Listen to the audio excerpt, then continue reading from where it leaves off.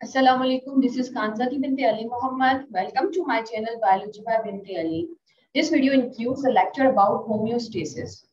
Living organisms' internal environment must be kept at constant. For this, the living organism have some aspects. These internal mechanisms includes the first one is osmoregulation.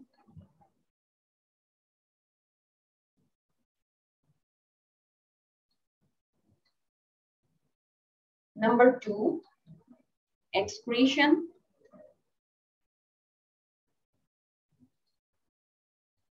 Number 3, thermoregulation.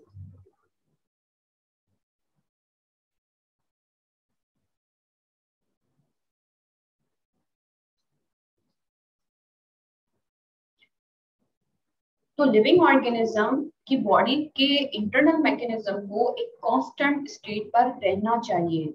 और कौन कौन से जो है वो important जो है वो ऐसे प्रोसेसेस हैं जिनको कंट्रोल में रहना चाहिए, उनमें सबसे पहले आ जाता है ऑस्मोरेगुलेशन। ऑस्मोरेगुलेशन बैलेंस होता है सॉल्यूट और सॉल्वेंट की कंसंट्रेशन का।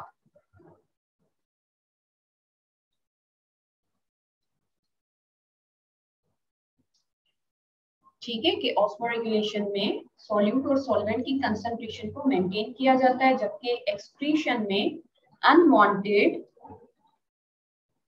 या फिर टॉक्सिक सब्सटेंसेस को बॉडी से रिमूव किया जाता है। The last one is the thermoregulation. Thermoregulation में बॉडी टेम्परेचर को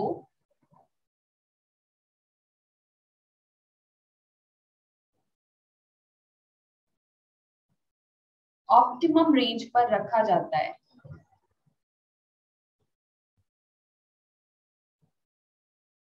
तो ये तीन जो है वो होम्योस्टेटिक जो है वो प्रोसेसेस हैं जिनको लाजमी एक स्टेट पर सेम स्टेट पर जो है वो रहना चाहिए, बैलेंस में रहना चाहिए। और इनको बैलेंस करने के लिए जो मैकेनिज्म है उसको हम कहते हैं feedback system.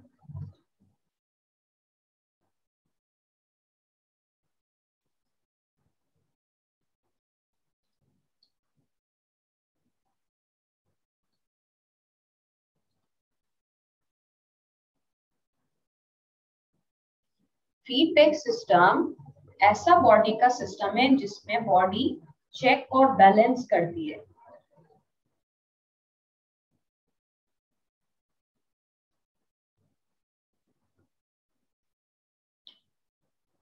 It is a system with check and balance the body mechanism। जैसे कि फर्स्ट एग्जांपल ले लेते हैं, ऑस्मोरेगुलेशन में सॉल्यूट की कंसंट्रेशन क्या है, सॉल्वेंट की कंसंट्रेशन क्या है। फीडबैक का ये सिस्टम क्या करेगा, पहले चेक करेगा और फिर उसके बाद उस सिस्टम को बैलेंस करने की कोशिश करेगा। तो इसी वजह से हम ऐसे सिस्टम को क्या कहते हैं। अब क्वेश्चन ये आता है कि ये जो फीडबैक सिस्टम है क्या इसमें कोई बॉडी ऑर्गन इन्वॉल्व होंगे या नहीं। तो चेक किस तरह से करेगा, कुछ ऑर्गन्स है हमारी बॉडी के जिनको हम कहते हैं रिसेप्टर्स।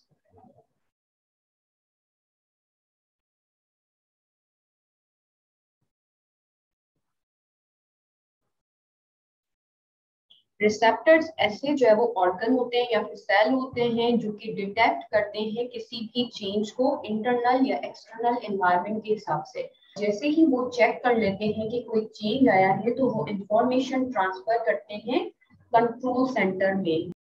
जैसे ही वो इंफॉर्मेशन नर्वस सिस्टम की तरफ जाती है तो फिर हमारा ब्रेन जो है वो इंफॉर्मेशन को कंट्रोल करता है और मैसेज को आगे ट्रांसफर करता है ताकि बैलेंस हो सके। और वो बैलेंस जो ऑर्गन करवाते हैं उनको हम कहते हैं effectors. Feedback system.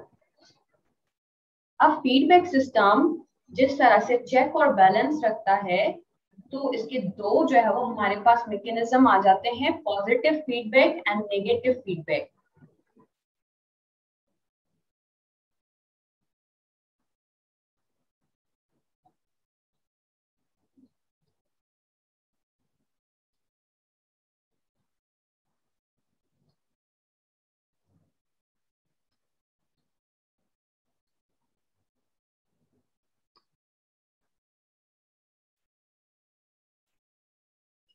Positive feedback एक ऐसा फीडबैक होता है जो कि डिफरेंट मैकेनिज्म को इनहेंस करता है।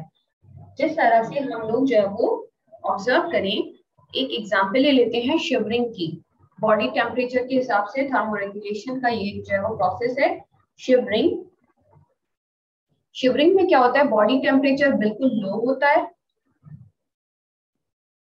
क्योंकि बॉडी टेम्परेचर बिल्कुल लो है तो बॉडी क्या करेगी, नर्वस सिस्टम को जो है वो मैसेज भेजेगी थ्रू द रिसेप्टर्स। रिसेप्टर्स जो है उसको डिटेक्ट कर चुके हैं।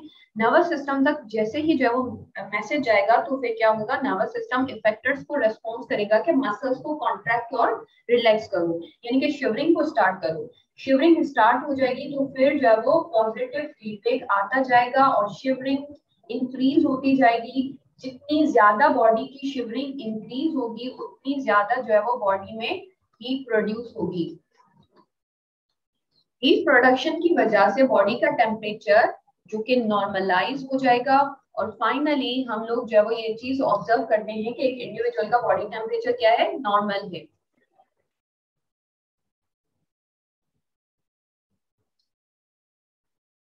ओके, पॉजिटिव फीडबैक की एक और एग्जांपल है जिसको हम लेबर पेन कहते हैं।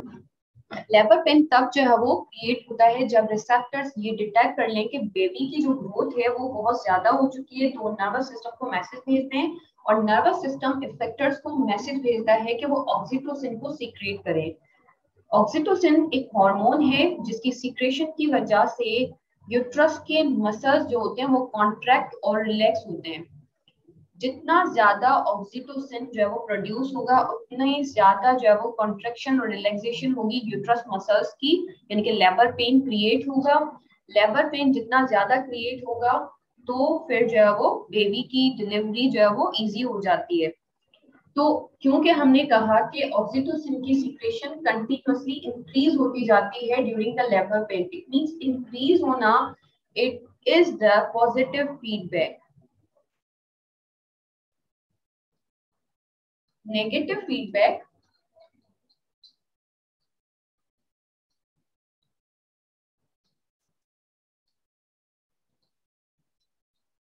नेगेटिव फीडबैक ऐसा जो है वो फीडबैक का सिस्टम है जो कि ज्यादातर हमारे कंट्रोल सिस्टम को कंट्रोल कर रहा होता है।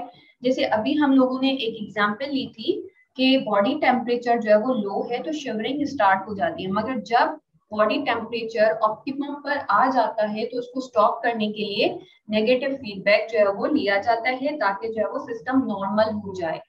सेम ऑक्सीटोसिन की कंसंट्रेशन हाई है बॉडी में ड्यूरिंग द डिलीवरी, मगर बेबी की बर्थ होने के बाद नेगेटिव फीडबैक जो है वो बॉडी देती है ताकि जो है वो ऑक्सीटोसिन की सीक्रेशन क्या हो जाए, स्टॉप हो जाए या फिर रिड्यूस हो जाए और लेबर पेन जो है वो स्टॉप हो जाए, क्योंकि उसकी अब फर्दर जो है वो नीड नहीं है। तो ये जो है वो हमारे बॉडी के सिस्टम थे जो कि हमारे बॉडी के मैकेनिज्म्स को जो है वो कंट्रोल करते हैं। डिफरेंट लिविंग ऑर्गेनिज्म में ये सिस्टम जो है वो डिफरेंट तरह से जो है वो काम करते हैं, बॉडी को बैलेंस करते हैं।